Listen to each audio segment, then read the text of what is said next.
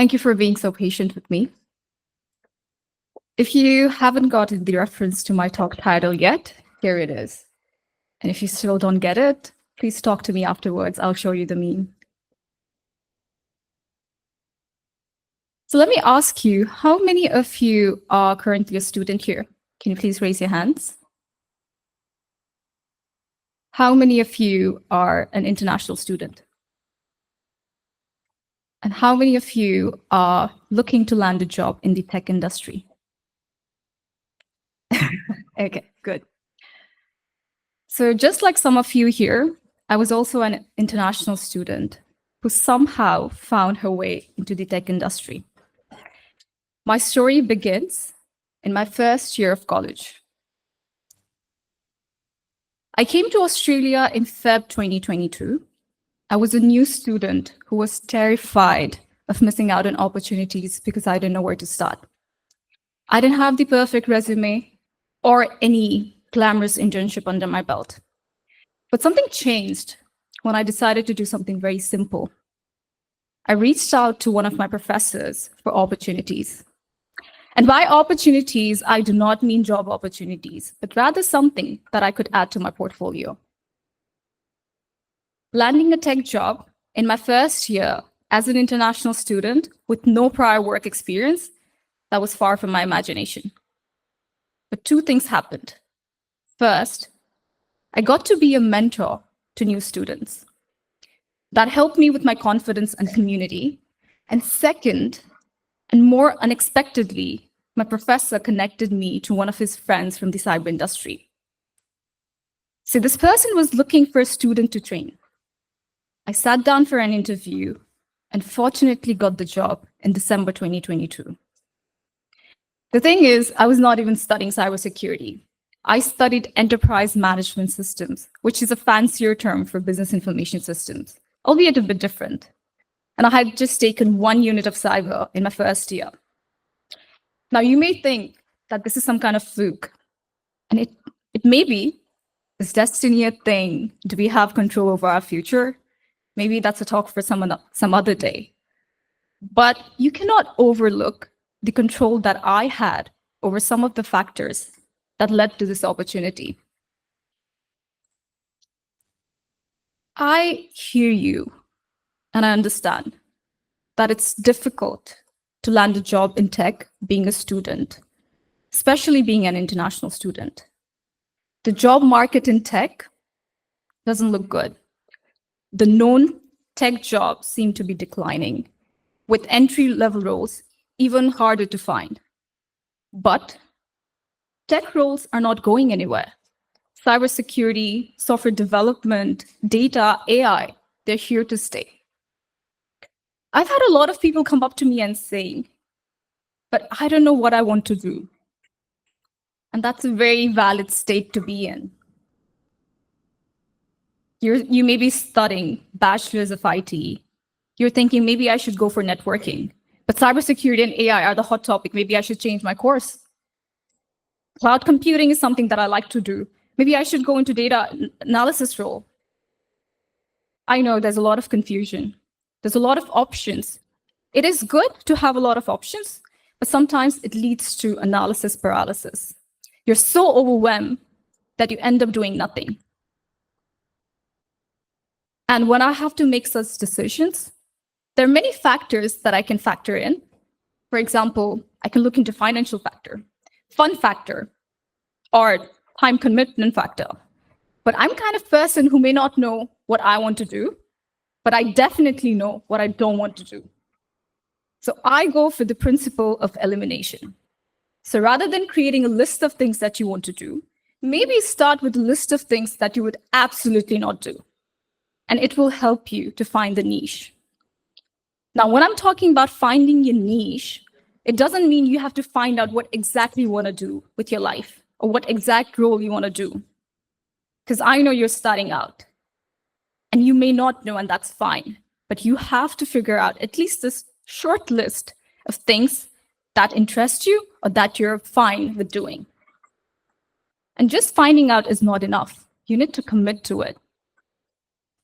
If you look at this data, about the top 10 fastest growing skills by 2030 from the World Economic Forum, you should realize that working on your technical skills is important, but your focus should also be at growing your soft skills.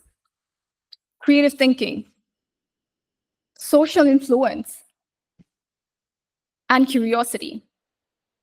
Let me tell you, all the interviewers that I've talked to, they tell me one thing. Yes, you definitely need the technical skills if you're going for a technical role. But certain technical skills can be learned at the job. What they're actually looking for are the soft skills. Can you be a team player? Can you communicate well? In the later years, you want to go into a leadership role, perhaps. Is that something? Is that the quality that they can find in you? Start thinking about it now, especially when you're a student. Here are a few of the ways people have gotten into the tech industry. I talked to a few of the people that I know who were successful, either as a student or as a graduate, to land a role in the tech industry.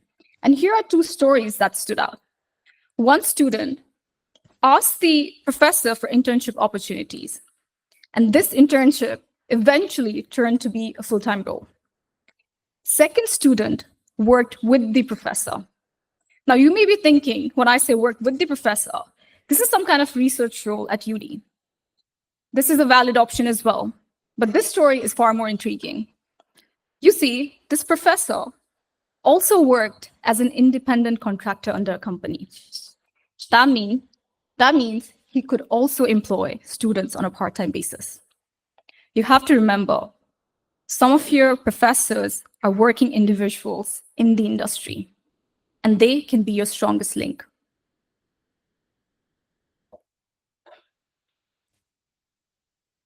Now, from all of these stories, what did I learn? I learned the importance of asking for assistance. Ask your friend to be an accountability partner. Check in with one another regularly and keep up with your goals. Honestly, my courage to ask my professor for opportunity came from my friend. Unfortunately, both of us are in the tech industry today. You need to be asked to be mentored.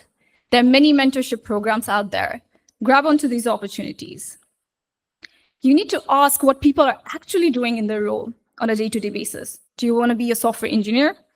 What do software engineers do? Have you asked that question to them? Have you reached out to any one of them?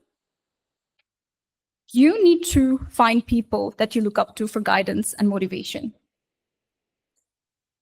And you need to see what path they've taken to get there and what mistakes that they have made along the way, because it's always a cleverer move to learn from others' mistakes than your own.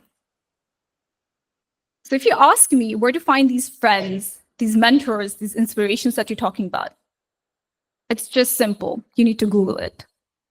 Here are a few of the groups or networking groups, I say, that I follow. And you being here is also an example of it. You are here to find your people, but don't just sit idle. Talk to people after this talk, after this session, communicate, because communication can be one of the greatest learnings sometimes. And just coming here is not enough. You have to show up regularly. It may take some time, but it won't go unnoticed. I could be a panel member at one of the ASA's event recently. ASA is one of the largest cybersecurity networking groups in Australia. And this is purely an example of me showing up regularly at their event and making them feel my presence. Sometimes you don't need to be the smartest. You just need to be visible. And I know I cringe at talking about myself, but it is important. At a recent event, I learned to embrace the act of self-promotion. Resumes are crucial, but you need proof of work. How does your LinkedIn profile look like? Do you even have one? What are the projects that you're working on? Is it relevant to the job description that you're looking at? What are the certifications that you've done? See, I'm big on hands-on experiences and skills, but adding certifications to your resume just elevates it. And if you're an international student, You must be aware that you need to go through skills assessment by this governing body called ACS, Australian Computer Society. This may be news to you, but ACS now accepts certain vendor certifications for skills assessment for DevOps and cybersecurity roles. If you're like me, who have transitioned into a DevOps, a cybersecurity role, this might be super handy to you. Please have a look. We wait sometimes for too long. We wait to have more experience, to have more skills, to have more confidence. But confidence is built by doing. Me being here is an example of it. I decided this year that I'm going to be out there in public and build my confidence. And the sooner that you start, the better chances you have. It's better when you start when you're a student. When I was studying full-time and working part-time, I still managed to attend 50+ industry events and conferences. I've always been big on mentorship programs, and I always sign up for it. Actually, I was taking one mentorship session this evening before I came for the event. And even though I was studying full-time, I managed to take 10 extra courses to upskill myself. It is not easy. It takes time and commitment. And I always look for a volunteering opportunity. Even though I live in Sydney, I've been to 2 Melbourne conferences in the past 2 years. And yes, it takes a lot of money, but I try to leverage the discounts that I get as a student. If you volunteer for certain events, you can get free passes. There are many discounts for students for memberships. All you need to do is start looking for opportunities. Apply for those internships, those jobs, even though you think that you're not qualified enough. You need to take chance on yourself. Now, there might be some curious mind in the audience who thinks, what does cybersecurity field look like? What does working in cybersecurity field look like? There are basically 3 teams in cybersecurity. The red team, which is also the offensive team, blue team is the defensive team, and purple is a mix of both. I am a defender. So my job description does not require me to have hacking skills. I primarily work as a SOC analyst. SOC stands for Security Operations Center. So I monitor, analyze alerts, and escalate them as required. But since I work in a growing company, I get to wear different hats. I have done third-party risk assessment for my clients. I get to coordinate cybersecurity simulation exercises for senior management team and board members of our clients. And nowadays, I'm involved in this auditing process for information security for our company. So I get to write policies, I get to review policies, I get to implement practices and systems to better the cybersecurity posture of our company. You see, cybersecurity in itself is a broad field. And what's interesting is that it's very welcoming to people who have transferable skills. The demand is growing in cybersecurity. You must have heard about it. The report from Earth Cyber states that there will be 30,000 unfilled positions within cybersecurity by the year 2026. And when there's demand, the stakes are high, but the pay is higher as well. I can talk about cybersecurity if given the time, but I want to end on something very real. You might feel stuck time to time, and it's okay. And I'm afraid that's going to be the constant battle. But you need to remember that opportunities do not always come loudly. It may start with taking a quiet decision to ask, to show up, to keep working on yourself, and to keep trying again and again. You are not out of options. Maybe, and just maybe, all you need to do is say one yes to bring you closer to your dream. Thank you.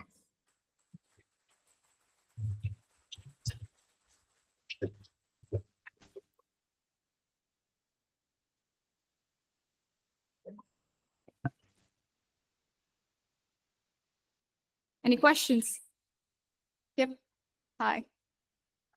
Hi, Subi. You do a really good job, and I'm really proud of being at a place with international students. I'm an international student as well, and I'm really fascinated with cybersecurity as well. I got to know that a lot of places and a lot of people say that getting into cybersecurity is a really challenge for yourself, as they are citizenship or something. And we are international students, so getting into that, a lot of people are saying that you just get into help desk or something. And that's something I don't want to get into, but a lot of people just want me to go to that world, and that makes me feel distracted from my final role of cybersecurity. So, how did you manage to get a job actually in cybersecurity? But there's a huge criteria of being a citizenship or something. Correct. I'm not sure if you were there when I shared how I got into cybersecurity, but basically I got it through networking.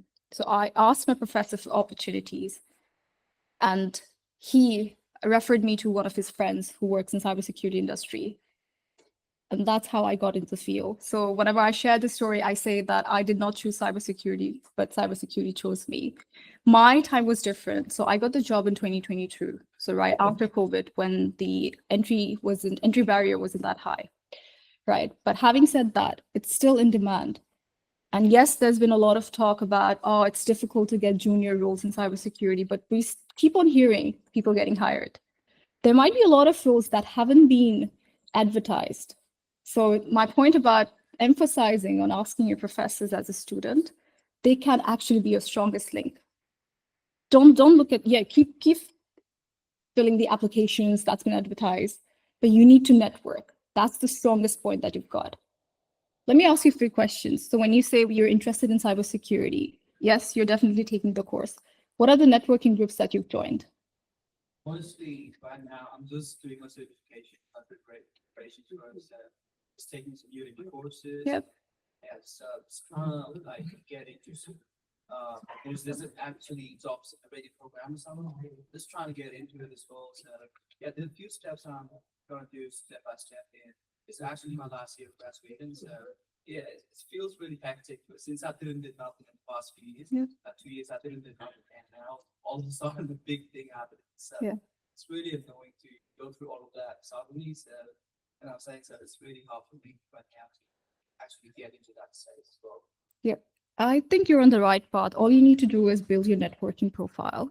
Come talk to me afterwards, and I might be able to help you with a few more tips. Is there any other questions? All right. Thank you. Thank you.